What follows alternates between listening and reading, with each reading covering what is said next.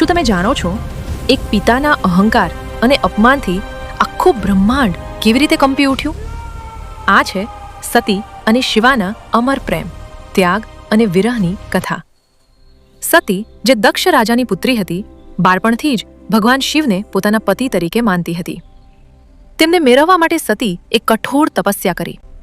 તેમની અખંડ ભક્તિથી પ્રસન્ન થઈ ભગવાન શિવે સતી સાથે લગ્ન કર્યા.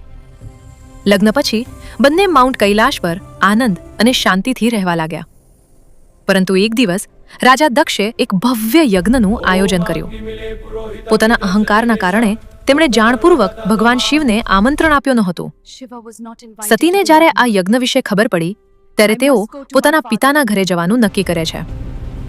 યજ્ઞ સ્થળે પહોંચ્યા પછી સતીને સમજાય છે કે તેમના પિતાએ ભગવાન શિવનો અપમાન કર્યો છે.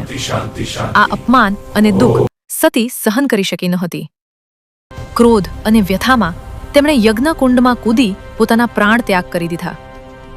જ્યારે આ સમાચાર ભગવાન શિવ સુધી પહોંચ્યા ત્યારે તેઓ ભયંકર ક્રોધથી ભરાઈ ગયા.